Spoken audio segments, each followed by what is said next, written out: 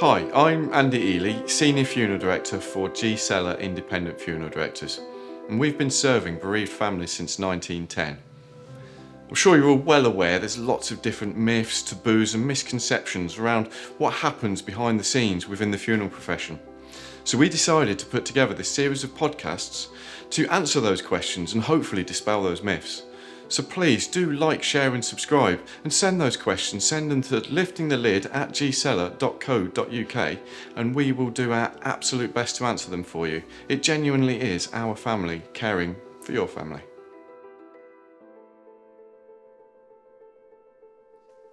Welcome to the latest episode of Lifting the Lid. Today I'm joined with Amy again, my colleague. Hello. And a new person, Alison. How are you? Hello, I'm fine, thank you. Good. Welcome to the studio. The hot seat, yeah, absolutely. Definitely. So we're going to be talking about bereavement care and kind of the services that we offer at G Seller to a certain extent. So, Amy, I guess the question's to you first, as director, driving force and so on. I mean, how and why did bereavement become a part of G Seller? Why was it so important? So, we were finding, not just me and Joseph, myself and the team, we're really privileged, obviously, as we know, to look after so many families. And we were finding that after a funeral had taken place, we felt like we were saying goodbye to a family, and then we then had the privilege of looking after another family, or whether we then wouldn't come back into contact with that family until we were looking after the memorial. Yeah. We build really close, unique relationships with our families. We learn so much about the loved one and the family in such a short period of time. And we were finding that once we said goodbye, it didn't feel right to us that was our last point of contact with the family. But also, you know, people would pop in and come and say hello because they've got that connection with a funeral director or a team member, one of the reception girls. And sometimes we felt like we couldn't give them the time that they needed. And they were coming in because, like I said, we're the last point of contact, the only last person that saw their loved one, and they had a connection with us. And it dawned on us that it's coming from grief, it's loneliness, it's somebody to have a conversation with that understands what they're going through or what they have just been through. And we felt like at that point we were then giving our families a bit of a disservice because we weren't able to give them the time because we had other commitments potentially going on or a meeting that was about to take place. And that's not right. So why should you get a level of care at this point and then that level of care is not as high or not as good or is slightly fragmented? Like, that's not the G Seller way. That's not what we're about. So then myself and Joseph were looking and exploring other options, charities that we could possibly work with, other groups, bereavement groups, to see how we could help support some of our families. And once we'd done some exploring, we met some good connections, but the problem that we were then finding was then, I say, turnaround time, lead time. When people need help, they need help now. Yeah. They don't need help tomorrow. It takes a lot of balls and guts for someone to say, I'm not okay. Yeah, it does, yeah. And once somebody recognises that, rationalises that, you need help now. So when people are saying, okay, I'll put you on the waiting list and I'll speak to you in 6 months. I see. That could be a really problematic time for that person in that 6 months. Yeah. We've also known that that's ended in very sad circumstances. But then also some people have been okay waiting that time and everything in between. So it wasn't sitting right with us, the G Seller, the team, myself and Joseph. So we explored other options like, what can we do? How can we help our community? We've always said that we will always give back to our community. And again, after doing a bit of research, our florist, who's been on the podcast, Karen, Julie Flowers. Yeah, I remember Karen. She obviously has a relationship with one of our team members, so we're all very close knit. And after a few conversations circulating around, we realised that the florist supplier is married to Alison. Right, okay, brilliant. So we're like, we do a full circle around the team, and it brought us to Alison. And then it was mainly Joseph, wasn't it, that sat and spoke with you and met you for the first time. And I guess then it feeds into you, like I don't know what your first conversation was. I wasn't privy to it. We had the idea, but yeah. So I knew there was an opportunity available at G Sellers, and obviously they were thinking about exploring, running their own bereavement service, but not quite sure how this worked, Yeah. what this would look like. I was already previously working for a bereavement service at a local hospice. Okay. So I'd been there for about 5 years, and I was part of a bereavement team there, which was quite a big service. But I was interested in what G Seller were possibly going to open the door to. So I came along and met Joseph, and I suppose that's where it all began, really. Yeah, it all began from there. So I think Amy's touched on it. It's really important to keep it encompassed within G Seller. So Yeah. it's another service that we can offer. Because I think you're quite right in what you're saying. When the funeral is finished, to a certain degree, the funeral director finishes with that family, which Just doesn't seem it right. doesn't Yeah. feel right, does No, it? and Because in For some Some respects, families it is right, isn't it? But then Yeah, some it's but- just, Yeah. and you know that they're not okay. But then it's that thing of how do I make it okay? And we can't deliver milk to all the old little Mrs. Joneses, can we? Because we know that that's the level of care that we want to do. And it's finding that line, and you're great, aren't you? I mean, how long have you been a bereavement counsellor now in its entirety? I've been working in bereavement for about 10 years. As I said, I previously worked at a local hospice. And before that, I don't know whether this is what sort of got me to this type of work. I was a florist for about 20 years. okay. So that was what I did. That's how I met my husband, funnily enough. But I think coming towards the end of that career for me, I knew I wanted to do something different. I knew that I sort of, wanted to go in another direction somewhere. But being a florist, obviously you work with funeral flowers, you speak to families, you support that process in a very different way to, sort of a funeral director. But obviously you're still part of following something through with their wishes, what meant a lot to them regarding the flowers, and hopefully completing, something that they envisage and that means a lot to them at the end. So I think that's where, for me, the interest started in the support. And I've got a question on that. yeah, So coming into it, I hope you don't mind me saying, but obviously you lost mum. yeah. Was that ever a driver? Like Yeah. such a close loss? Was Yeah. that I feeling think- needing support and wanting to help others? I do think about that sometimes. Is it having a significant loss myself? As that's what drove me, That into a direction. direction of something. And I think there definitely is a connection. I think being a florist, working with funeral flowers, the emotion, and working with the family in that way, but then also having my own bereavement and sort of working that through at a time, and it wasn't something that I ever accessed bereavement support because it was a long time ago, and it wasn't really. There wasn't And it's really more a lot spoken about about it. now, isn't it? Yeah. Like bereavement It's less of support. a taboo, isn't it, now? Yeah. Yeah, definitely. massively. So I think there may be a few things that led me to, I remember having the conversation with my husband. We were driving to Scotland. We were on holiday. Kids were they were fast asleep in the car. And I said, I want to change a career. And he's like, go on then. Oh. what are we doing?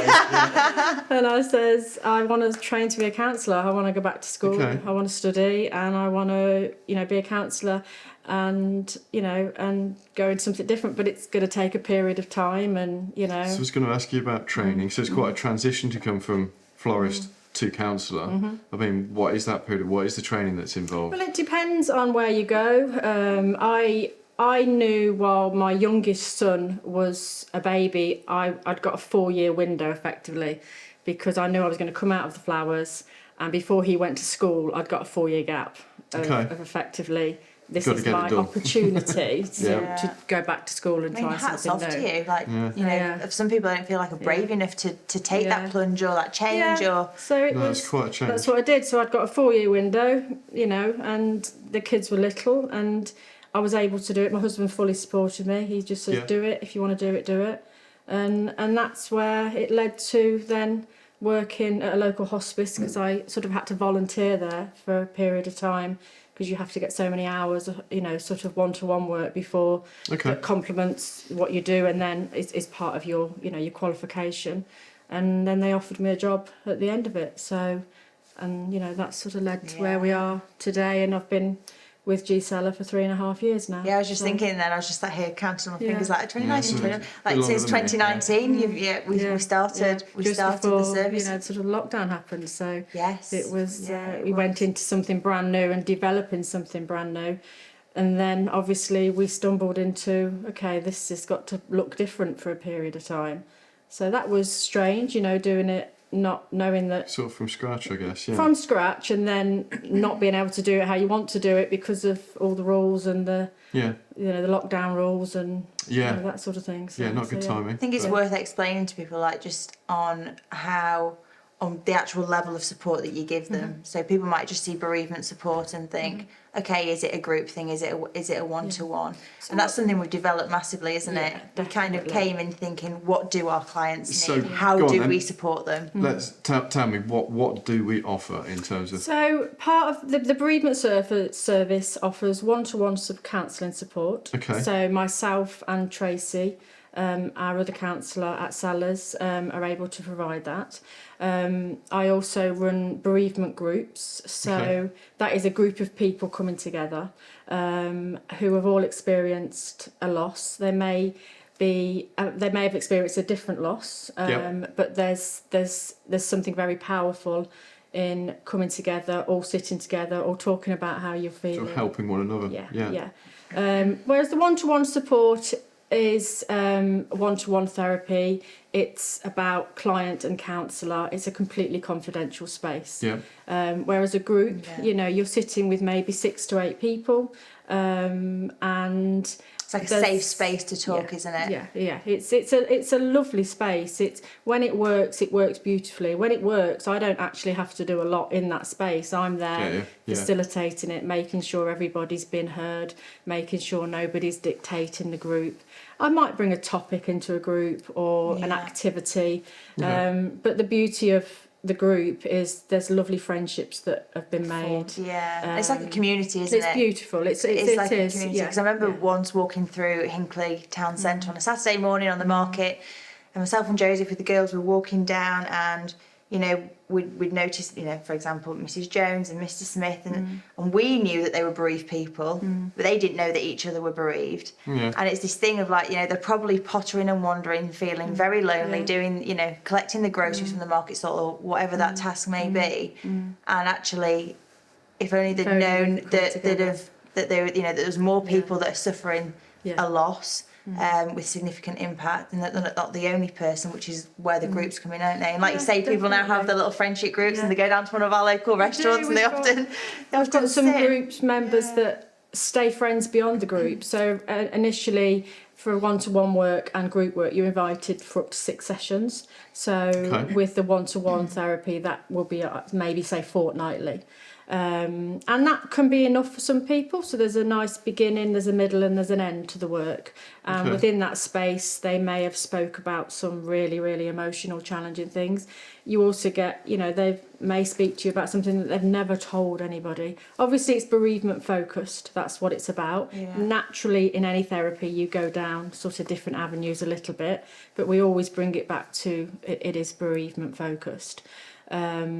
But some people, if we feel it's appropriate and needed, will go beyond the 6 sessions, Okay. and we sort of gauge that if more work's required. It was going to be one of my questions. I mean, what's the sort of time frame involved? I mean, is there a certain amount of time before we contact the bereaved after the funeral service, and then how long do Yeah. the sessions normally? I mean, how long is a session? So the sessions are up to an hour, Okay. but it all starts initially with us meeting first at an assessment. And that allows me to gather some information from the client. It allows us to meet. It allows me to see where they are emotional. It allows me a little bit more of an insight into their mental health. And then from there, we decide on what support would be best. There's no pressure. They can go away and think about it, Yeah. or we can agree to work together. And then from there, sort of, we agree times and days. And most people tend to choose on one-to-one therapy fortnightly. When you were working towards an end, we may stagger it out to 3 weekly or Yeah. monthly, and that's all about how did that feel? How did that feel having that sort of little gap did you, all the sort of the self-care and the Yeah, managing in between. techniques that we may have explored, did it work, how did that feel? But also with that, so when we do reach out to a family, so we always send information, don't we? Kind yeah. of 6 weeks after a funeral's taken place as initial Yeah. contact to say, we have these services, but what's really key there is the fact that somebody may need help, care now. Some people may not be in that grief cycle until a year later or 2 years Yeah. later and 3, we get varying time periods, don't we? As Amy said, a letter goes out from me 8 weeks after the funeral, just to remind them. So Just up as to a that reminder. point, they've had information about the bereavement service, but in the chaos of where they are at that time, it's not something that may have been, And I know remembered. we can refer, as the funeral director involved in the moment of the funeral, sometimes we get people that are struggling, so I know we can refer to you. so So we can from go our in and perspective, it's support, great to have that support there. Yeah. Definitely. Who can access this? We are only available to the families that we look Yeah. after. So within that family, it can be friends, it can be family members. But it's sort of available to the families that we've looked after at G Sellers. Okay, okay. And when you've mentioned as an assessment, Yes. so we sit, you contact the family, they come in to see you. So what does an assessment entail? What is an assessment? So assessment is, there's a number of things that go into an assessment. Initially, it's about us meeting. As Amy said, earlier, for some people to say, I need help is a massive thing. Some people... And coming back into the environment as well is a big thing that we've found, haven't we? Coming back into the building. Is like a milestone in itself. Definitely. So it allows us to meet. It allows the person that's accessing the support to sort of see where the work would begin. If somebody wants to see a group room, and the room is available, we'll go up to the Barsby Suite and we'll have a look at a group room. And obviously the assessment takes place in the one-to-one room where the therapy would take place in. So they sort of get to see what that looks like. I gather, as I said, before, information as to where they are, how they're feeling. Like a lot of one-to-one space and the assessment space, it can be very emotional. So we do it at the client's pace. The assessment usually takes about an hour, but with an assessment you always give a little bit of time. Well, I always give a little bit of time extra just in case they need that little bit more time after the assessment. We go through how we would work together. I go through how I work. We look at the confidentiality agreement that's put in place between counsellor and client. And it's just a space of sort of getting the information, seeing that with the appropriate service. I think that's quite a big one, because some people can come that have other presenting issues that may need to explore that before they need to explore this. And that's why we need the right people on board, because as funeral directors we don't have that skill set that Alison and Tracy have. You guys have had the training, you've seen the signs and symptoms, and you can say, actually, I can see that you're suffering, but right now this isn't the right thing for you because we need to do X, Y, and Z. Definitely. And from that, our services have grown, haven't they, over the years? So we've started, just with you, just with Alison, just with you, and then it's grown to Tracy, hasn't it? Tracy. And now we're going into schools and businesses, and the services of and you and Alison have got you and Tracy have got each other to lean on and support each other, haven't you? Because also, if we have more than one member of a family access to support, then there's two of us that can manage that. There's Tracy that could see one member, and I could see another member. So that sort of works really well. So the confidentiality piece that you mentioned there, 100%. absolutely. So you don't even talk to us about the families that perhaps we've looked after. Yeah. You've worked elsewhere in this capacity. How do we differ? How does G Seller differ too? Well, obviously, my previous job was in the bereavement service, so you can't necessarily compare it to another bereavement service in a sense. I suppose waiting time. We have a much shorter waiting times, but we don't really have a waiting time. No. We can generally see somebody for an assessment, depending on what our diaries are like, within 2 to 3 weeks, sort of thing. So it's compared, and it's a shame that other agencies have such big waiting lists, but sort of that's how a lot of places are at the moment. But I think what makes us different in a sense for bereavement is we're bereavement specialists in a way, Yeah. as in the whole of G sellers, and the therapy is focused on their bereavement. And as I said, naturally in therapy you can go down different avenues, but we always need to bring it back to what we're here for, to support their grief and their loss. Yeah, no, I agree. I think it's something quite unique for a funeral director Yeah. business to be able to offer this. And of course, you give that level of care to families. I got one sort of final question. It always intrigues me. What about yourself? I mean, you're soaking up an awful lot of other people's grief, just like we are. Yeah. But perhaps in some respects more so, because you've got all those other little points that you're talking, that present. How do you handle that?